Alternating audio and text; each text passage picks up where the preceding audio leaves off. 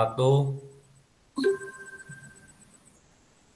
kami di sini bersama dengan kelompok kami yaitu kelompok 2D akan mempresentasikan hasil diskusi pada minggu ke-13 ini, yaitu dengan judul Motion and Vibration Measurement. Untuk anggotanya sendiri dari kelompok 2D yaitu bernama Adi Winata dengan NIM I04200002, kemudian Aulia Witsai dengan NIM I04200033, selanjutnya Dewi Budi Setiawan yaitu dengan NIM I04200045. Selanjutnya saya sendiri dengan Subekti dengan NIM I04200108, dan yang terakhir yaitu Sinta Ragil Saputri dengan NIM I04200132. Berikutnya itu tabel of content. Yang pertama yaitu introduction, yang kedua itu simple vibration instrument, yang ketiga yaitu participle of the seismic instrument, yang keempat practical consideration for seismic instrument, yang kelima sound measurement. Ya, untuk yang pertama yaitu introduction atau perkenalan. Pengukuran parameter gerak dan getaran paling banyak aplikasi. Besaran percobaan yang diinginkan dapat berupa kecepatan, percepatan, atau amplitudo getaran. Besaran percobaan ini mungkin berguna dalam memprediksi kegagalan bagian atau mesin tertentu, atau mungkin memainkan peran penting dalam analisis yang digunakan untuk mengurangi getaran, struktur, atau tingkat kebisingan. Selanjutnya, masalah utama dalam setiap jenis pengukuran gerak atau getaran menyangkut penentuan besaran yang mengacu pada beberapa keadaan tertentu, yaitu yang pertama kecepatan, perpindahan dan atau percepatan sehubungan dengan tanah. Idealnya, seseorang ingin memiliki transducer gerakan atau getaran yang berhubung ke tubuh dalam gerakan dan memberikan sinyal output yang sebanding dengan input getaran. Transducer sendiri yang ideal harus independen dari lokasinya, apakah terhubung ke struktur bergetar di tanah, di pesawat terbang, atau di kendaraan luar angkasa. Dalam bab ini kita akan melihat beberapa kompromi yang diperlukan untuk mendekati perilaku seperti itu. Selanjutnya, suara dapat diklasifikasikan sebagai fenomena getaran, dan kami akan menunjukkan beberapa parameter penting yang diperlukan untuk spesifikasi tingkat suara. Pengukuran dan analisis tingkat suara adalah subjek yang sangat khusus, yang penting, dan desain bangunan dan peralatan modern. Oke, untuk sebab kedua yaitu to simple vibration instrument. Yang hal ini adalah contoh sederhana dari instrumen getaran di sekitar kita. Contoh sederhana pertama adalah sebuah wet atau baji yang dipasang pada dinding yang bergetar. Berikut ini saat baji dalam keadaan diam atau rest dan bergerak. Pengamat dilakukan terhadap jarak X. Pada jarak ini ketebalan baji sama dengan amplitude gada gerakan. Yang gambar sebelah kiri ini untuk skemanya, terus yang gambar sebelah kanan yaitu rumusnya. Rumusnya sama dengan A sama dengan X kali tan kali theta per 2. Catatan, theta adalah total sudut dari baji. Perangkat pengukuran baji tertentu terbatas pada gerakan amplitude yang agak besar, biasanya untuk kurang 0,8 mm. Yang contoh selanjutnya yaitu contoh kedua adalah sebuah balok cantilever yang dipasang pada balok dengan permukaan yang bergetar. Ketika panjang batang diatur dengan benar, sehingga frekuensi alaminya sama dengan frekuensi permukaan yang bergetar. Kondisi resonansi akan dihasilkan pada gambar. Frekuensi alami dari batang akan diberikan sebagai berikut. Oke, untuk rumusnya sendiri yaitu omega n sama dengan Cn akar EI per ml pangkat 4. Untuk keterangannya berada sampingnya. Yang selanjutnya yaitu instrumen seismik dapat digunakan untuk pengukuran perpindahan atau percepatan dengan pemilihan kombinasi massa, pegas, dan peredam yang tepat. Secara umum, massa besar dan pegas lunak diinginkan untuk pengukuran perpindahan getaran, sementara massa yang relatif kecil dan pegas yang kaku digunakan untuk indikasi percepatan. Instrumen sistematik menggunakan sistem orde kedua yang dirumuskan sebagai berikut. M kali D kuadrat X2 per DT kuadrat ditambah C kali DX2 per DT ditambah KX2 sama dengan C kali DX1 per DT ditambah KX1. Ya, untuk frekuensi alami yaitu omega N sama dengan akar K per M. Dan untuk koefisien redaman yaitu C besar C kecil sama dengan 2 akar MK. Untuk rumus selanjutnya diturunkan sebagai berikut.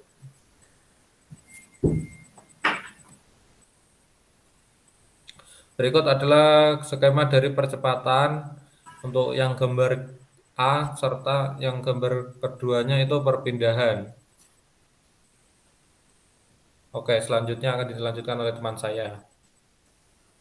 Baik, yang selanjutnya adalah principle of the seismic instrument atau prinsip dari instrumen seismik. Untuk instrumen seismik sendiri merupakan perangkat yang memiliki bentuk fungsional dari sebuah sistem yang ditunjukkan pada gambar sebelah kanan.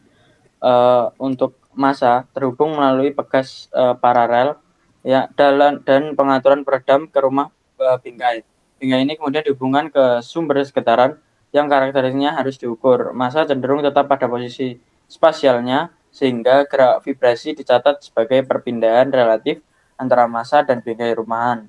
Dan untuk perpindahan ini selanjutnya akan dirasakan dan ditunjukkan melalui transducer seperti ditunjukkan pada gambar skematik tersebut.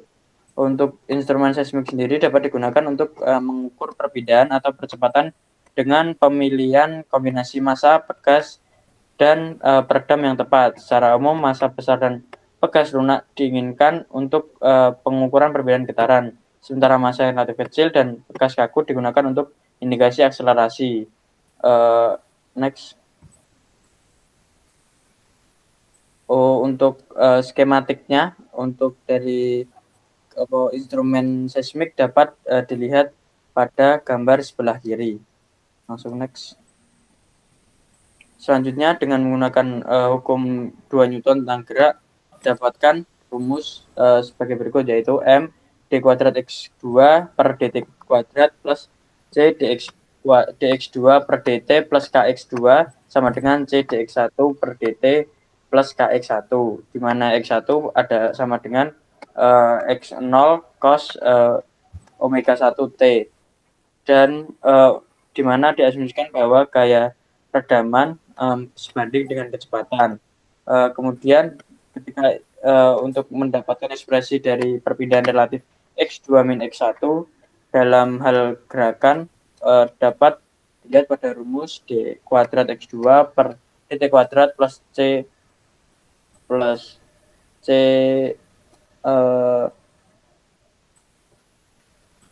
per M kali dx2 plus dt plus K per M X2 sama dengan X0 dalam kurung K per M cos omega 1 T min C per M omega 1 sin omega 1 T.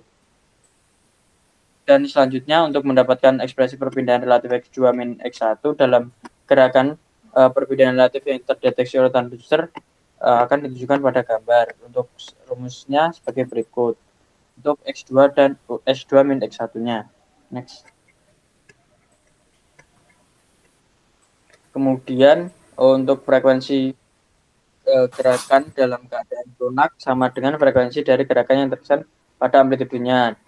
Maka X2 min X1 tutup kurung 0-nya sama dengan X0 dalam kurung omega 1 per omega 2 per omega n kuadrat per dalam kurung 1 min dalam kurung omega 1 per omega 2 kuadrat dikuadratkan plus 2 dalam kurung C per CC tutup kurung dalam kurung omega 1 per omega n kuadrat dipangkat dengan setengah. Untuk nilai omega N-nya sendiri merupakan akar K per M, dan untuk nilai CC sama dengan 2 akar MK, dan untuk tan-nya sendiri untuk merupakan tan min 1, 2 dalam kurung C per CC, tutup kurung dalam kurung omega 1 per omega N per 1 min omega 1 per omega N kuadrat. Pada gambar di samping merupakan gambaran dari displacement response of seismic instrument. Dapat dilihat bahwa amplitude keluaran hampir sama dengan amplitude input ketika C per CC sama dengan 0,7, dan untuk 1 per omega N kurang dari 2. Untuk nilai rasio keredaman yang rendah, amplitude dapat menjadi cukup besar. Output pada dasarnya menjadi fungsi linear input pada rasio frekuensi yang tinggi. Pick up seismic vibration untuk pengukuran amplitude perpindahan harus digunakan untuk pengukuran frekuensi yang jauh lebih tinggi daripada frekuensi alamiah. Untuk konstanta instrumen C per CC dan omega N harus diketahui atau diperoleh dari kalibrasi. Untuk keakuratan pengukuran dapat diantisipasi kemudian dan dapat dihitung dengan berbagai frekuensi. Amplitude percepatan getaran input merupakan A0 per sama dengan D2 X1 per DT kuadrat 0 sama dengan omega 1 kuadrat dikali dengan X0. Maka kita dapat menggunakan keluaran terukur dari instrumen sebagai ukuran percepatan. Namun ada masalah dari aplikasi ini.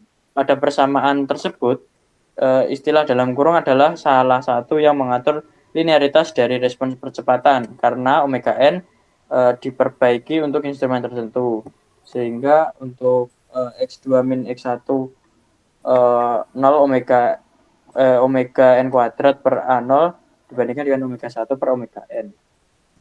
Next.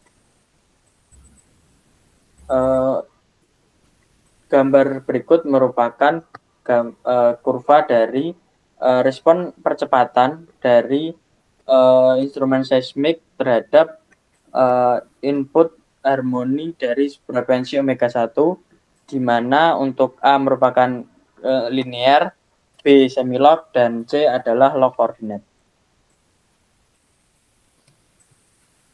Untuk instrumen seismik sendiri dapat digunakan untuk kecepatan getaran dengan menggunakan backup magnetic variable reluktansi sebagai transducer penginderaan. Untuk output dari backup tersebut akan sebanding dengan amplitude kecepatan relatif, bahwa untuk D kuantitasnya nilainya adalah D per dt dalam kurung X2 min X1 0.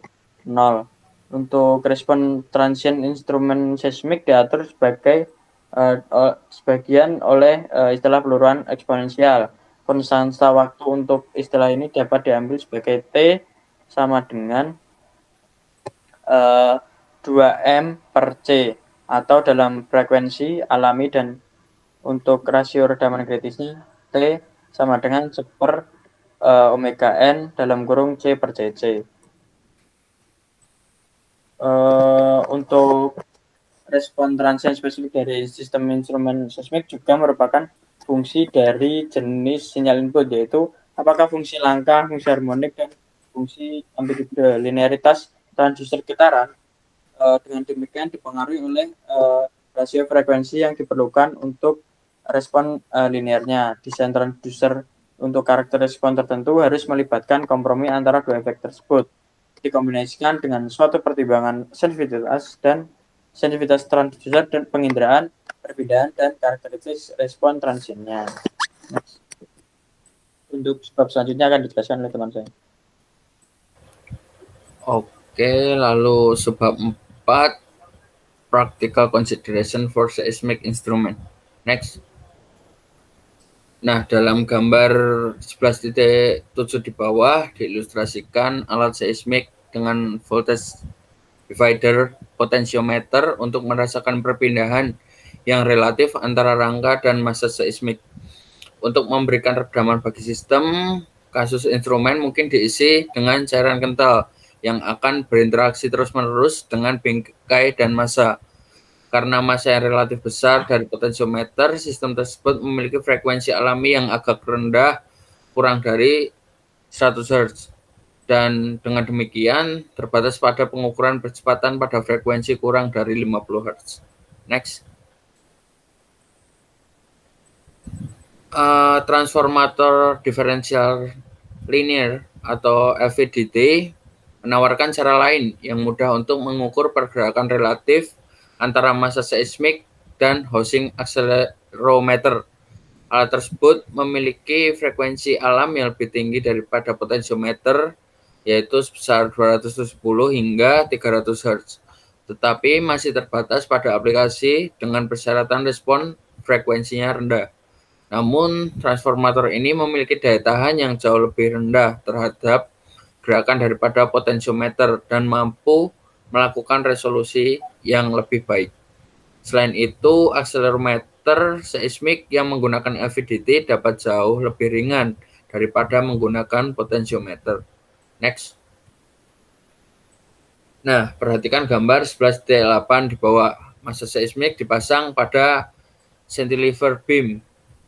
Di setiap sisi balok itu, strain gauge dipasang untuk merasakan tekanan dalam balok yang dihasilkan dari pergerakan getaran massa. Peredam terhadap sistem ini disediakan oleh cairan kental yang memiliki housing. Output dari strain gauge dihubungkan dengan sirkuit jembatan yang cocok, yang digunakan untuk menunjukkan perpindahan yang relatif antara massa dan kerangka housing. Frekuensi alami sistem tersebut cukup rendah dan kira-kira sebanding dengan yang digunakan untuk sistem LVDT. Frekuensi alami rendah hasil dari fakta bahwa berkas cantilever harus cukup besar untuk mengakomodasi pemasangan gauge resistensi. Next. Nah, untuk pengukuran frekuensi tinggi, alat seismik sering menggunakan transducer piezoelektrik sebagaimana terlihat pada gambar 11.9 di bawah. Nah, frekuensi alami instrumen seperti ini biasanya setinggi 100 kHz. Perangkat piezoelektrik memiliki keluaran listrik yang cukup tinggi, tetapi pada umumnya tidak cocok untuk mengukur frekuensi di bawah 10 Hz. Nah, seismic vibration instrument mungkin dipengaruhi oleh efek suhu juga. Peralatan yang menggunakan sensor perubahan resistansi akan membutuhkan koreksi untuk menentukan perubahan akibat suhu, dan damping instrumen dipengaruhi oleh perubahan massa jenis cairan di sekitar massa seismik. Oke, next. Materi selanjutnya akan dijelaskan oleh teman saya. Oke, untuk materi selanjutnya yaitu sound measurement. Sound measurement atau gelombang suara adalah fenomena getaran, dan untuk alasan ini dibahas secara tepat dalam bab ini. Mereka juga dicirikan oleh flux energi persatuan luas dan persatuan waktu saat gelombang akustik bergerak melalui media. Hal ini adalah praktik standar dalam pengukuran akustik untuk menghubungkan intensitas suara dan tekanan suara ke nilai referensi tertentu, 10 dan P0, yang disesuaikan dengan intensitas dan fluktuasi tekanan rata-rata dari suara yang terdengar paling redup pada frekuensi 1000 Hz. Untuk rumusnya sendiri rumuskan sebagai berikut. I0 sama dengan 10 pangkat min 16 W per cm persegi. P0 sama dengan 2 kali 10 pangkat min 4 Dn per cm persegi, sama dengan 2 kali 10 pangkat min 5 Newton per meter persegi, atau 0,0002 mikrobar. Untuk turunan selanjutnya itu sama dengan 2,9 kali 10 pangkat min 9 PSI. Intensitas suara dan tingkat tekanan diukur dalam desibel. Dengan demikian yaitu intensity level atau dB sama dengan 10 log 1 per I0. Yang kedua yaitu pressure level atau dB sama dengan 20 log P per P0. Yang selanjutnya yaitu sound measurement. Ketika fluktuasi tekanan dan perpindahan partikel sedang bertahap seperti dalam gelombang akustik pesawat, tingkat ini sama dengan 10 log 1 per I0 sama dengan 2 log P per P0. Tingkat intensitas atau tekanan biasanya disebut tingkat tekanan suara atau SPL. Besarnya kecepatan artikel pada fluktuasi tekanan yang diciptakan oleh gelombang suara kecil. Dalam banyak keadaan kita akan tertarik pada intensitas suara yang dihasilkan dari berbagai sumber suara. Untuk bagannya ditunjukkan pada gambar 11.10. Oke, materi selanjutnya akan dilanjutkan oleh teman saya. Oke, yang selanjutnya yaitu mengenai traveling plane waves. Jadi, traveling plane waves ini merupakan gelombang bidang akustik yang dapat dijelaskan dalam bentuk perpindahan partikel pada jarak X dari sumber gelombang dan pada waktu T. Hubungan analitik yang menyatakan perpindahan partikel sebagai fungsi jarak dan waktu untuk gelombang harmonik itu kita bisa menuliskan yaitu seperti rumus yang tertera pada slide itu, dan juga keterangannya juga sudah tertera di situ. Jadi persamaan ini tuh kita sebut sebagai traveling wave karena adanya perpindahan partikel itu dia bergantung pada waktu dan jarak dari sumber gelombang. Nah, sekarang coba kita misalkan ada seorang pengamat A yang terletak pada jarak tertentu X1 dari sumber gelombang bintang. Maka dia akan mengalami variasi periodik perpindahan dan juga kecepatan partikel. Sedangkan ketika pengamat lain yaitu pengamat B yang terletak pada jarak X2 dari sumber, dia akan mengalami gerakan periodik relatif yang persis sama, namun waktu mutlak terjadinya titik maksimum dan minimum dalam gerak itu akan bergantung pada jarak X2 min X1 dan juga bergantung pada kecepatan gelombang C. Hal ini dapat kita simpulkan bahwa amplitude gerakan osilasi dari traveling plane waves ini gerakannya itu osilasinya akan berkurang dengan jarak dari sumber gelombang karena adanya disipasi kental dalam cairan. Nah, selanjutnya ada fluktuasi tekanan di sini karena lewatnya gelombang suara bidang, maka fluktuasi tekanan ini dapat dijelaskan dalam bentuk amplitude perpindahan partikel melalui persamaan P sama dengan min beta do E per do X sama dengan dan sebagainya itu. Yang mana beta di persamaan atas kiri itu merupakan modulus Brook-Friedel adiabatik yang didefinisikan sebagai beta sama dengan min V dP per dV. Nah, lalu adapun intensitas gelombang suara itu kita mendefinisikannya sebagai flux energi persatuan waktu atau persatuan luas.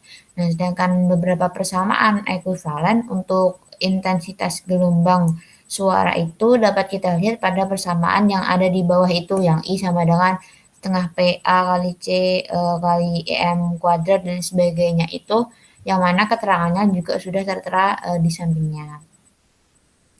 Yang selanjutnya yaitu mengenai standing waves. Jadi standing waves ini seperti halnya traveling waves tadi. Dia itu dideskripsikan dalam istilah perpindahan partikel periodik dan kecepatan partikel periodik yang sesuai. Kalau di kasus traveling waves tadi kan amplitude perpindahan partikelnya itu sama-sama terlepas dari posisi X. Nah, sedangkan untuk standing wave ini amplitude perpindahan partikelnya itu akan mengikuti variasi periodik dengan jarak X dari sumber suara. Jadi pada seperempat panjang gelombang genap, dia itu amplitudenya itu akan menjadi 0. Dan pada seperempat panjang gelombang ganjil, maka amplitude perpindahannya itu akan mencapai nilai maksimumnya. Sehingga mengakibatkan istilah standing wave ini berasal dari fakta bahwa amplitude perpindahan partikel ini memiliki variasi periodik yang tidak bergantung pada waktu. Jadi kita memiliki gagasan bahwa standing wave ini berada pada posisi tertentu. Nah, lalu ada gerakan partikel dalam standing wave itu kita bisa merepresentasikan dengan persamaan yang tertera di slide itu. Mungkin bisa dilihat, nanti bisa dipelajari lebih lanjut lagi. Oke, selanjutnya itu mengenai constant pressure sound field. Jadi di sini constant pressure sound wave atau gelombang tekanan suara konstan, dia itu berbeda dengan traveling wave ataupun standing wave yang sebelumnya. Nah, biasanya constant pressure sound wave ini kita dapat temui di ruang gema yang dindingnya itu memantulkan sebagian besar energi gelombang yang menghantamnya. Untuk kasus yang ideal, biasanya itu energi sumber suara itu didistribusikan secara merata ke seluruh ruang pantul sehingga fluidanya ini akan mengalami pemampatan dan pemuaian yang seragam ke segala arah. Tadi kan di traveling wave dan standing wave itu mewakili medan vektor, yaitu mereka itu bergantung pada arah perabatan gelombang. Sedangkan pada reverberant wave itu untuk kasus idealnya dia itu tidak tergantung pada jarak atau arah dari sumber gelombang, sehingga mereka itu mewakili medan skalar. Dari situ kita dapat menarik kesimpulan bahwa jelas tidak ada korelasi sederhana antara fluktuasi tekanan dan perpindahan partikel di ruang bebas dari ruang gaman. Oke, materi selanjutnya yaitu mengenai psychoacoustic factors. Nah, itu ada tabel, mungkin kalau misalnya di buku Holman itu tabel 11.11 itu kita dapat lihat bahwa di tabel tersebut itu menunjukkan skala tekanan suara untuk sumber suara tipikal, mulai dari ambang pendengaran hingga suara intensif mesin roket. Dari tabel tersebut, kalau misalnya kita mencari, itu dapat kita ketahui bahwa telinga manusia itu merespon secara berbeda terhadap frekuensi yang berbeda. Oleh karena itu, untuk menafsirkan respon telinga terhadap sumber suara tertentu, kita harus mengetahui distribusi suara di seluruh spektrum frekuensi. Nah, respon telinga nonin pada telinga itu telah ditentukan oleh kurva Fletcher-Manson untuk kenyaringan yang sama, dan untuk kurva Fletcher-Manson itu dapat kita lihat yang sudah ditampilkan pada slide di layar itu. Nah, menurut kurva tersebut di sini tuh kita ketahui bahwa telinga itu jauh lebih sensitif terhadap frekuensi menengah daripada frekuensi rendah atau tinggi. Sehingga berdasarkan konsep tersebut, ini memungkinkan untuk mendefinisikan tingkat kenyaringan sebagai ukuran relatif dari kekuatan suara yang dinilai oleh rata-rata pendengar manusia. Adapun satuan tingkat kenyaringan itu adalah dinyatakan dengan PON, yang didefinisikan sehingga kenyaringan di PON ini secara numerik sama dengan tingkat tekanan suara pada frekuensi 1000 Hz. Nah, tingkat kenyaringan ini juga telah dicatat pada kurva yang telah tertera di slide. Mungkin yang selanjutnya akan diterangkan oleh teman saya. Oke, baik, di sini saya akan melanjutkan presentasi untuk membahas mengenai measurement system. Jadi untuk skema dari susunan instrumen pengukuran suara yang khas itu dapat kita lihat pada gambar 11.13 atau gambar yang terletak di slide berikut. Nah, jadi mikrofon yang sesuai itu digunakan untuk merasakan gelombang suara, dan sebelum pengukuran itu dimulai, maka kalibrator akustik ditempatkan di atas mikrofon untuk melakukan kalibrasi. Nah, kalibrator itu sendiri terdiri dari rongga khusus untuk mikrofon tertentu dan transducer yang akan menghasilkan tingkat tekanan suara yang diketahui di dalam rongga untuk input tegangan penggerak yang diberikan.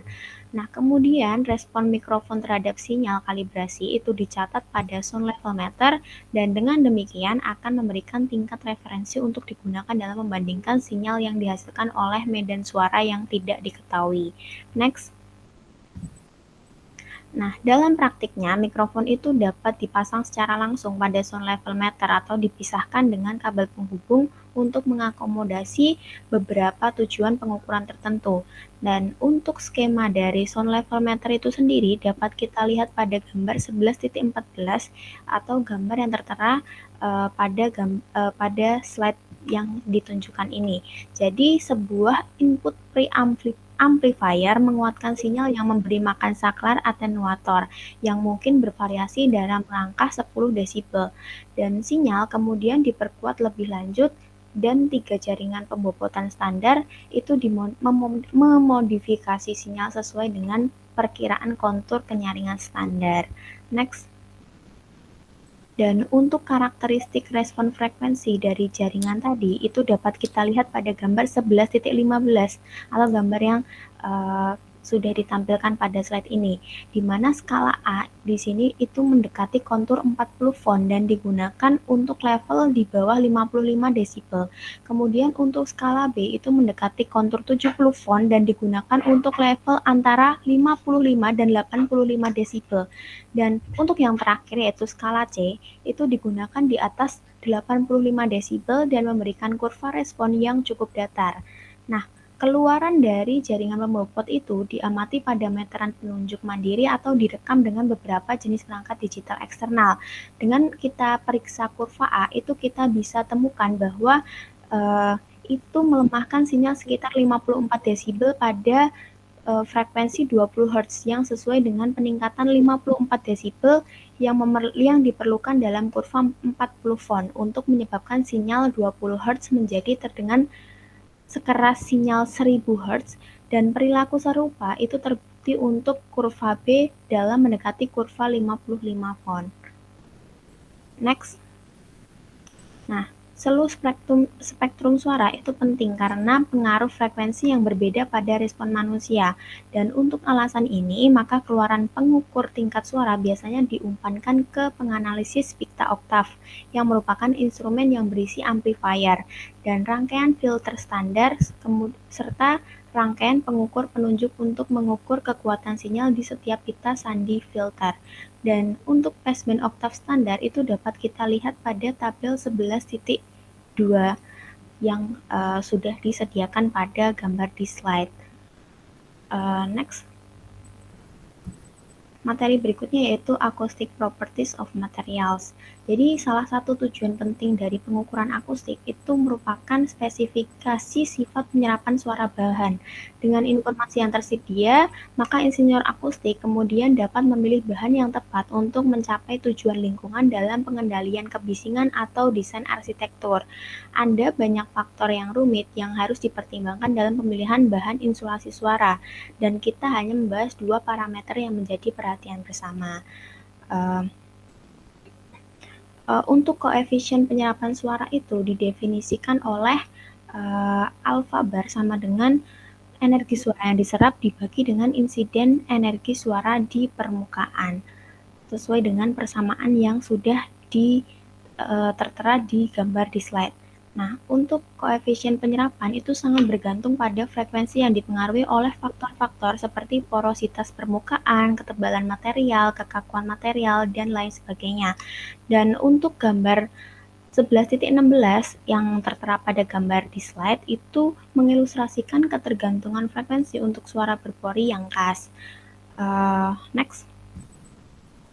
Kemudian karakteristik penyerapan dari beberapa jenis bahan yang berbeda itu dapat kita lihat pada gambar 11.17, di mana panel kayu yang lebih kaku secara substansial itu kurang efektif sebagai peredam daripada bahan berpori, dan secara umum bahan kaku merupakan peredam suara yang buruk karena memiliki kemampuan untuk bergetar dan memancarkan kembali suara. Untuk bahan non-rigid yang sangat teredam seperti lembaran berpori atau pada tingkat yang lebih rendah, rakitan yang diwakili oleh kurva B pada gambar 11.17 itu lebih efektif dalam menyerap gelombang suara yang datang. Kemudian lembaran baja tipis yang dipasang dengan cara yang tidak teredam akan menjadi penyerap yang sangat buruk karena mudah disetel menjadi getaran. Next. Dan untuk materi yang terakhir yaitu noise reduction coefficient, untuk persamaannya itu sesuai dengan persamaan yang sudah tertera di slide, yaitu NRC atau noise reduction coefficient itu dapat dirumuskan sebagai sigma koefisien penyerapan suara dari material pada frekuensi 250, 500, 1000, dan juga 2000 Hz dibagi dengan 4. Dan NRC ini dapat ditentukan dengan mengukur koefisien penyerapan pada 4 frekuensi uji dan dengan mengambil rata-rata aritmatikanya. Perlu dicatat bahwa untuk definisi ini tidak memperhitungkan karakteristik penyerapan pada frekuensi rendah, katakanlah 125 Hz. Dan untuk alasan ini, perbandingan bahan berdasarkan NRC itu mungkin saja menyesatkan jika karakteristik penyerapan pada frekuensi rendah menjadi perhatian khusus. Inkonsistensi tertentu hadir dalam data koefisien pengurangan kebisingan yang diaplikasikan karena pengaruh pemasangan sampel dan juga prosedur pengujian pada pengukuran yang dilaporkan di akhir. Terima kasih.